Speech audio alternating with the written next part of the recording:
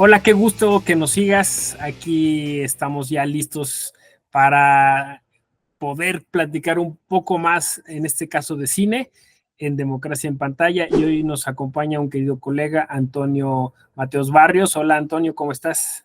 Doctor, ¿qué tal? Buenas tardes, un gusto. Pues Antonio es egresado del posgrado en Derecho de la UNAM, es profesor en algunos programas, sobre todo dedicado al área de derechos humanos, imparte algunos cursos en este sentido a la Secretaría de la Defensa Nacional y también se desarrolla como encuestador de opinión pública y en temas electorales. Y Antonio nos propuso un clásico del cine, le estuvimos dando vueltas desde anoche, Ladrón de bicicletas, ¿no? Bueno, ladri di biciclete, que después algunos lo traducen al plural, otros al singular, y claro, tiene que ver justo con la trama.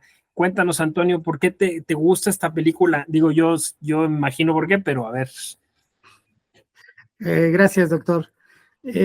Bueno, me parece que así como recurrimos en la academia y como alumnos y profesores a seguir leyendo los clásicos, si pensamos en filosofía, seguimos recurriendo a leer Platón, seguimos recurriendo a leer Aristóteles, Santo Tomás, y nos seguimos en esta historia de la filosofía o de la historia del derecho o la historia en general, siempre vamos a tener ese punto de partida otra vez para tratar de recomenzar o tratar de explicarnos este avance o esta, no sé si podría decir avance, porque quizás el avance, cuando lo pensamos así como avance, es como ir siempre hacia adelante y como en esta situación de mejorar, pero sí más bien en esta nueva formación y dónde estuvieron esos principios que hoy tenemos.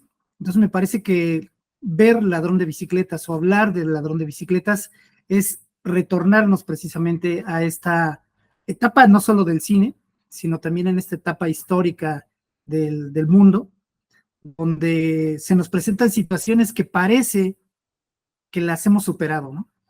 Y entonces, cuando vemos estas películas viejas en blanco y negro, incluso en un idioma distinto al nuestro, nos damos cuenta que los problemas de la humanidad persisten y no son exclusivos solo de los que nosotros estamos viviendo. Me parece que eso es lo interesante y lo importante de ver a esos clásicos, por llamarlo de alguna manera, y particularmente, pues, Ladrón de Bicicletas.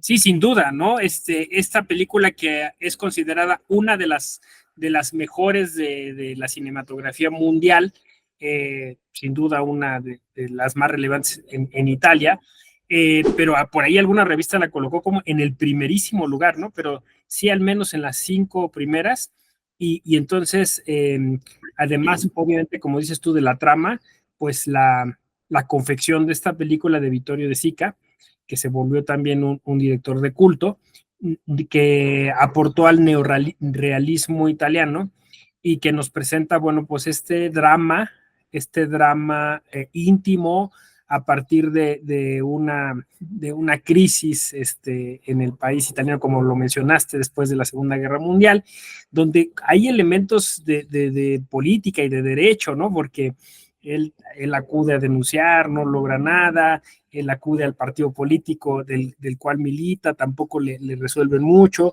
Entonces, la verdad es que además de justo eso, de toda la importancia que tiene a nivel cinematográfico, pues está, como bien dices, los problemas sociales que presenta a partir pues de esta inequidad social que en muchos sistemas está presente, ¿no? Sí, efectivamente, y justo decía usted hace un momento, esta historia individual o este microcosmos en el que vive Antonio Ricci, que es el protagonista, junto con su familia, su esposa, no aparece el nombre del bebé, pero sí de su hijo que lo acompaña durante casi toda la película, que es Bruno, y entre los dos viven esta situación, este desgaste emocional, esta tristeza profunda de lograr encontrar una bicicleta que le han robado para poder tener un trabajo, porque además el requisito de tener ese trabajo es tener precisamente una bicicleta. Y entonces este microcosmos en el que están ellos inmersos también tiene otros cosmos, ¿no? Otros cosmos que están ahí con sus amigos, por ejemplo, los que trabajan en la basura y que le dicen, mira, sabemos que todas estas bicicletas que se roban se van a vender a estos, vamos a llamarlo, para emparejarlo a lo mexicano, a estos tianguis, ¿no? A estos mercados donde se sabe y se conoce que se lleva todo lo robado. Y si lo pensamos un poco, pues nosotros, al menos aquí en la Ciudad de México, solo para ubicarlo, sabemos que hay tianguis donde se venden cosas robadas, donde sabemos que la autoridad está enterada de la existencia de estos lugares y donde las personas, aún sabiendo que se venden esas cosas robadas, siguen llegando a esos lugares y siguen consumiendo estos productos. Por supuesto, lo que está sucediendo con ello es que pues ese mercado, esa mercancía, pues va a seguir siendo necesario seguirla robando porque hay gente que la consume. Y esto es lo que le sucede a Antonio, ¿no? Con este amigo que trabaja en la basura, lo lleva al margen de la ley, por supuesto, todo mundo sabe que ahí lo que se vende son bicicletas robadas y buscan su bicicleta, ¿no?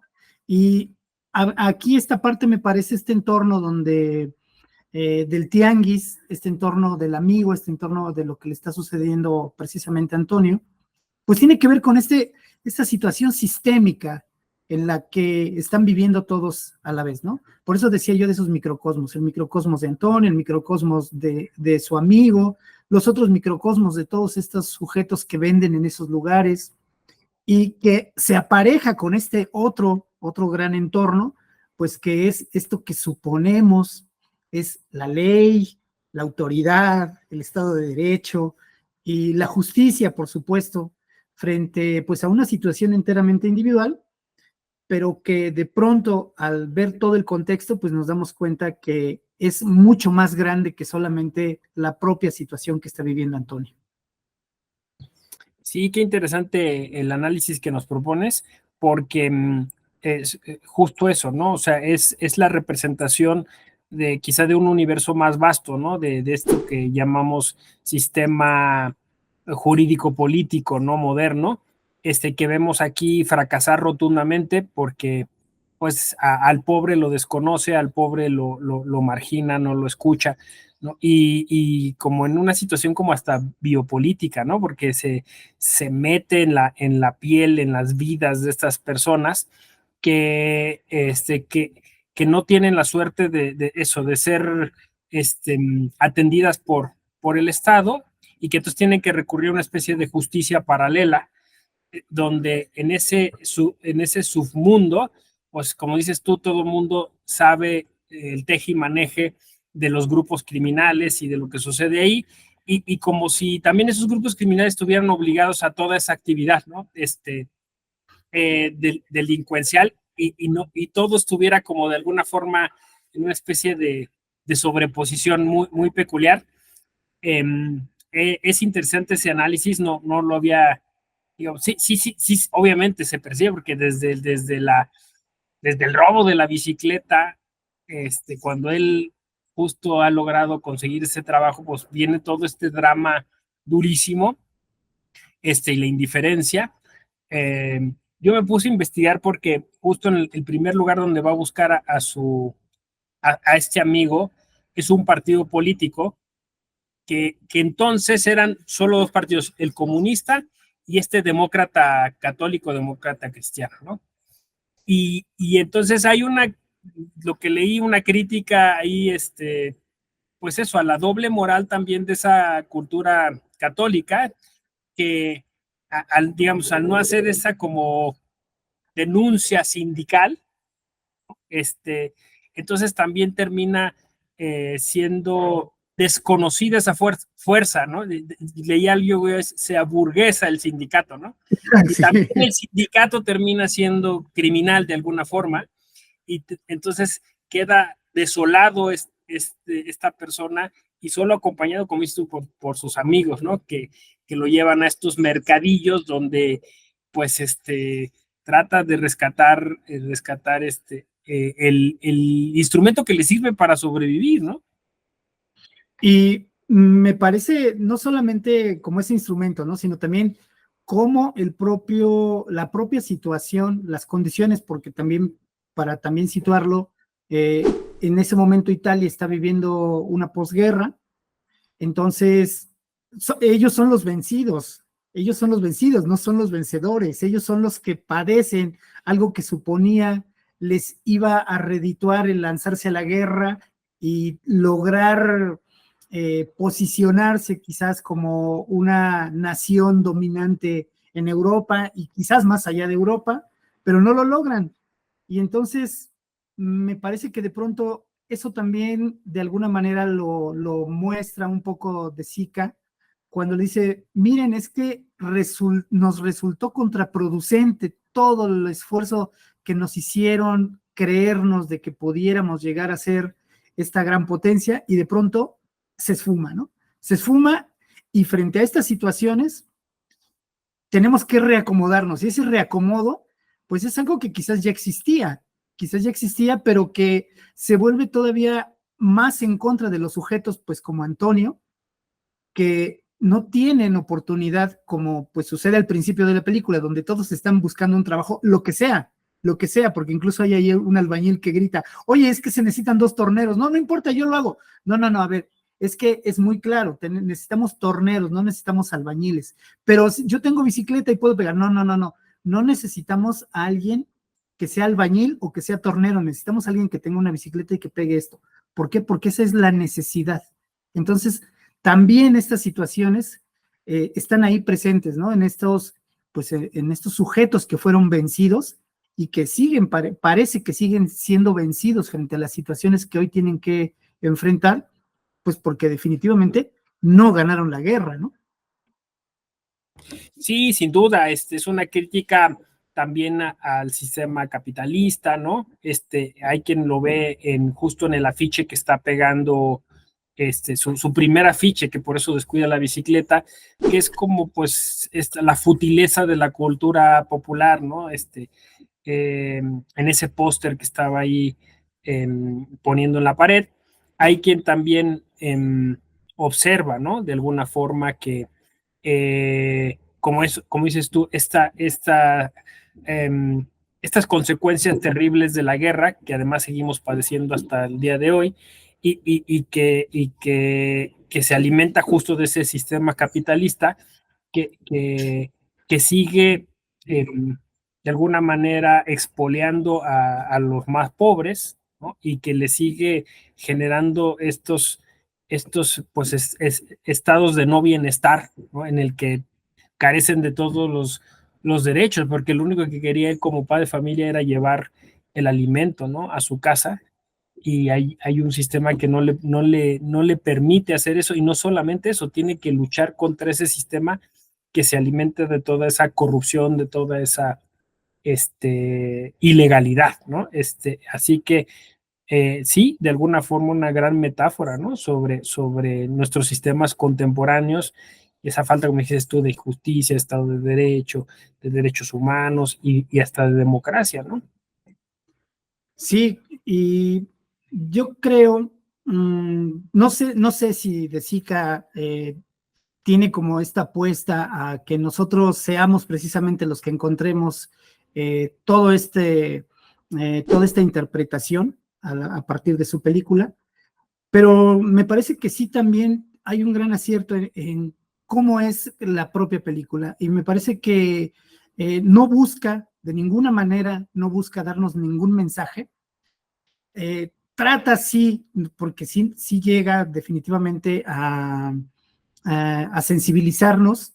Hay escenas que seguramente cuando uno las ve le rompen a uno por completo el corazón, porque o uno es padre o uno es hijo, y entonces de pronto como hijo, la figura paterna de ese sujeto al que nosotros vemos fuerte, al que nos acaricia, al que nos puede dar un regaño, al que nos puede dar una palabra de ánimo, se desmorona por completo, porque no tiene esta posibilidad de de llevarle a su familia lo más básico que se supone, bueno, en este contexto, que se supone que como hombre debe llevar, ¿no? Debe llevar a su casa, ¿no? Entonces, Me parece que en ese sentido de Zika no trata de darnos un mensaje, sino más bien trata todo el tiempo de decirnos, como seres humanos, somos tan frágiles o tan fuertes como también la circunstancia nos orilla a hacerlo. Y eso me parece que son los ojos del niño, ¿no? El ver a su padre motivado porque encuentra un trabajo, pero a su vez a ese padre que se desmorona, así como un mazapán se desmorona cuando ya no tiene opción de encontrar esa bicicleta con la que pues él supone va a poder hacer el trabajo, ¿no? Entonces, me parece que en ese sentido también tenemos una gran apuesta, una gran propuesta, pues de una reflexión pues que nos quedaría a nosotros, ¿no? Sobre estas otras circunstancias, ya no alrededor del trabajo, sino también de lo que están sintiendo esos sujetos como personajes ahí.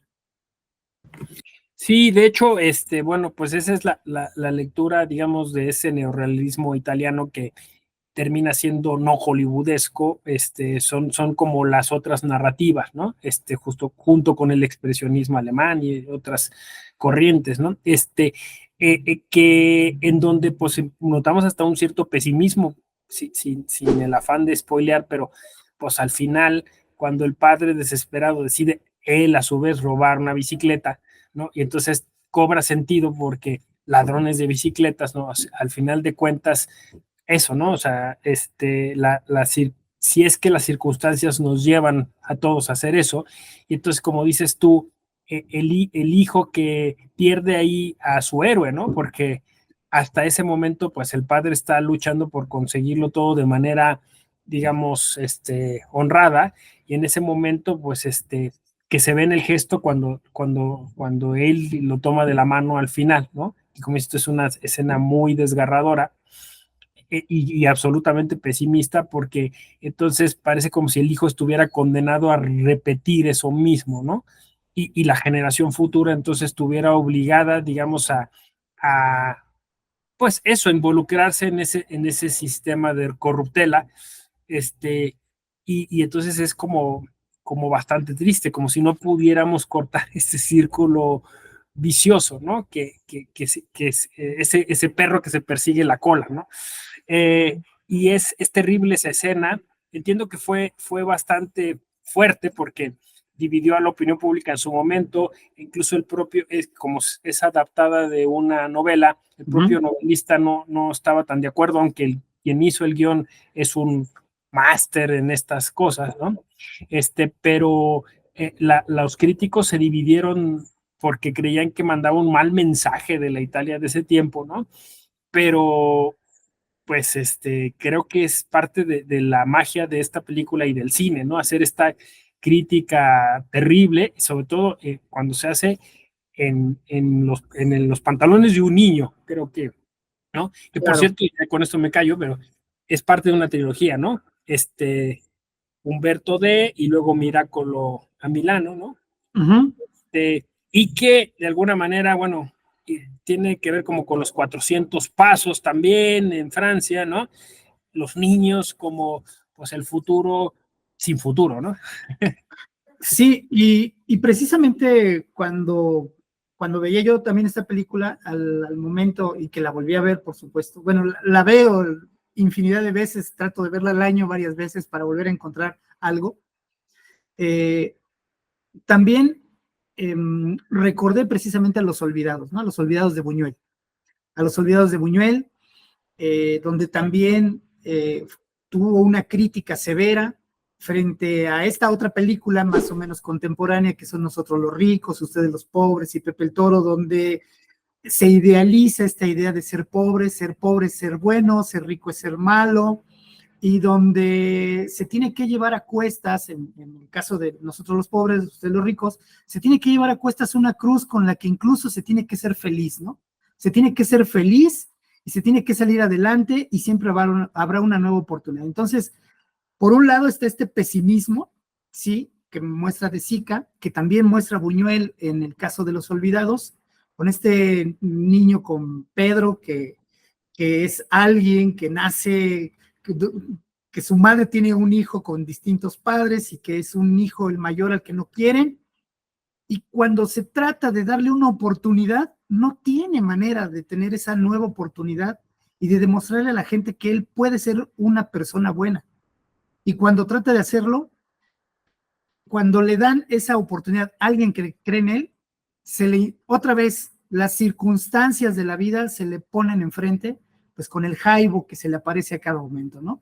Y esta niñez desafortunada, pues de alguna manera es esa niñez desafortunada también que tiene Bruno Ricci, ¿no? Allá en Italia. También estaba yo pensando, por ejemplo, y a propósito que mencionaba Hollywood, de esta otra película con Will Smith y Jaden Smith, En busca de la felicidad, que podría ser como la antítesis o el paralelismo entre ese padre también que está desesperado de tener un trabajo, pero que al final de cuentas, y precisamente por estos distintos enfoques, pues es un sujeto que logra salir adelante, ¿no? Logra salir adelante que se convierte, pues, esta película en una cuestión de motivación personal, ¿sí? Donde si tú te propones las cosas, trabajas, todo vas a ver que aún cuando padezcas te va a salir bien.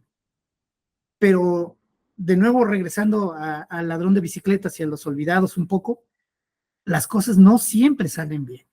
Las cosas no siempre van a estar listas ahí para que la gente, solo con el puro voluntarismo, y que también esto ha sido como una idea muy vendible, el voluntarismo, el echaleganismo, el que basta solo con que uno quiera hacer las cosas es suficiente para que uno salga adelante.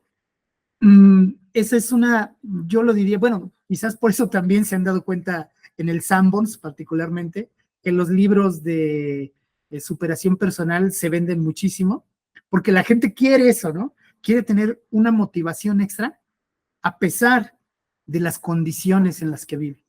Y entonces esas condiciones en las que vive son condiciones que uno está a veces renuente, como le sucede a Antonio, ¿no? Cuando llega con la divina a la que primero él se burla de su mujer y luego él dice, bueno, ya fui a la justicia, bueno, estoy buscando esto, estoy tratando de encontrar mi bicicleta, no puedo encontrarla y entonces, ¿qué me queda? ¿Qué me resta? Pues acudir con quien me burlé, ¿no? Y lo único que le dice la divina es, si no la encuentras en este momento, ya no la vas a encontrar. En realidad no le está adivinando nada, en realidad le está diciendo algo que en lo material, en lo fáctico, en lo real, va a suceder. Y entonces ahí de nueva cuenta esta idea de a ver si ya recurrí a todas estas circunstancias, ¿qué me queda? ¿Qué me queda? Tratar de transformar la realidad, que no puedo hacerlo porque las circunstancias son más grandes que mi propia voluntad.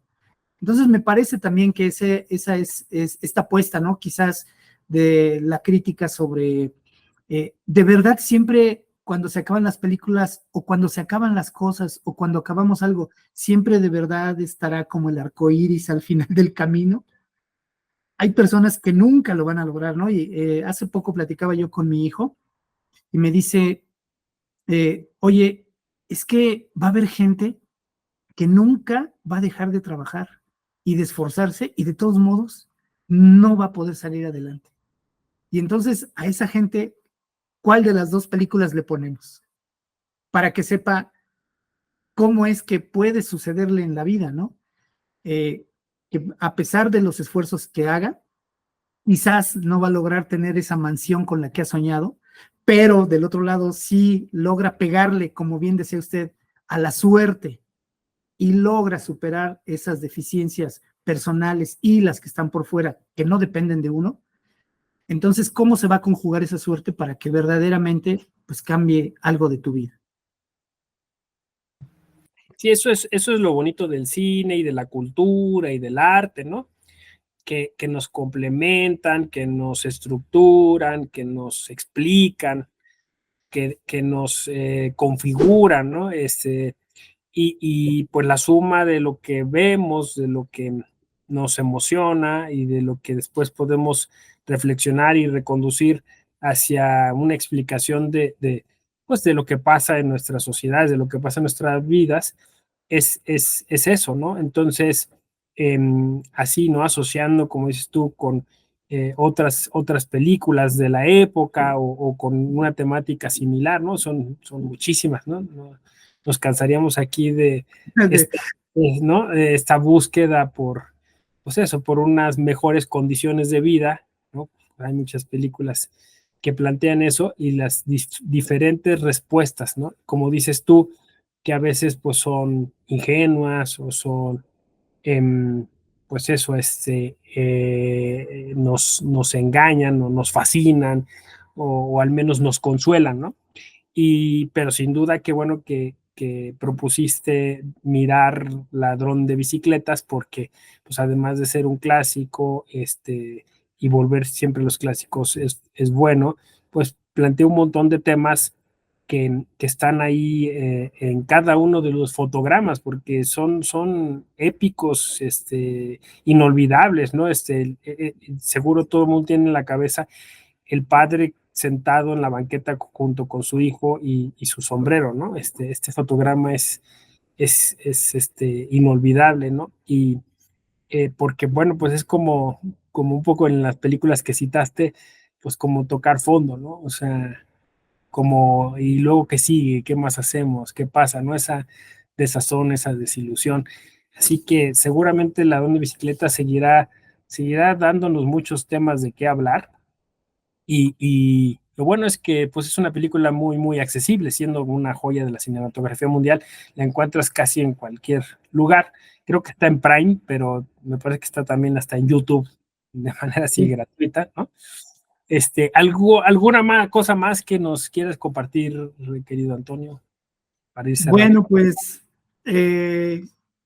recordar que también esta idea del estado de bienestar, ¿no? Esta idea del estado de bienestar, de tratar desde las mismas, desde la figura del Estado como autoridad, desde la figura del Estado como generador de políticas públicas, de reconocimiento de derechos, de estar al pendiente, por supuesto, de cuidar los derechos, de hacer justicia, pues particularmente en lo que le sucede a Antonio, pues es algo que está ausente, ¿no? Quizás el Estado, como lo vemos nosotros, cuando genera esta idea de ayudar a la gente, de ayudar de manera masiva a todos, siempre se le van a escapar sujetos que no van a estar considerados ahí. Y que quizás es esa otra parte de cuando hablamos nosotros de la justicia y de la injusticia, ¿no? Y de lo que le falta siempre al Estado por hacer. Pero también quisiera aquí acotar algo. Pensando en el Estado como este ente político, jurídico, por supuesto, pero si nosotros ampliamos esta otra visión también, y bajo las siguientes críticas, ¿no? Que tendría por ahí algunos de los empresarios, particularmente uno que vende utensilios para la casa. Él habla de esa reducción del Estado, porque el Estado no puede hacer las cosas, que hay que dejárselo a los empresarios, ¿no? Hay que dejar que ellos sean los que generen la riqueza, los que saquen de la pobreza a las personas, pero se enriquece a su vez con esas personas pobres, ¿no? Con esos créditos que son infames, si no pagan a tiempo porque tuvieron algún problema, esas personas que de por sí ya tienen serios problemas con todo lo demás, pues se les retiran las cosas. Entonces, esto del estado de bienestar me parece que no tendría que verse solamente desde el punto de vista de lo que significa el propio Estado, como lo hemos nosotros estudiado jurídica o políticamente, sino esos otros poderes que son esos poderes fácticos y que están ahí presentes y que también tienen su responsabilidad en que existieran menos casos como el de Antonio en una sociedad como en la que hoy vivimos, ¿no? Ayer veía las noticias yo de las personas que están perdiendo sus casas en este momento por las lluvias y que sucede año tras año tras año. Y entonces lo que alcanzan a decir es, estamos esperando ayuda, estamos esperando a ver quién nos viene a ayudar. Y quién nos viene a ayudar es todos en conjunto, por supuesto, porque a lo mejor salvan la vida, ese día pueden dormir en algún lugar caliente, ese día pueden comer algo, pero y entonces hacia adelante, ¿qué va a suceder? sus trabajos, sus cosas que con tanto esfuerzo han logrado acumular. Entonces, ¿quién les va a ayudar, no? Me parece que este es como, yo diría como el cierre de lo que significa de pronto tomarle la mano, que Antonio le tome la mano a Bruno y camina, porque ¿para dónde va? ¿Quién lo va a ayudar? ¿Qué va, ahora que no tiene la bicicleta, a qué se va a dedicar, no? A robar bicicletas. A robar bicicletas. Es que eso Pero parece.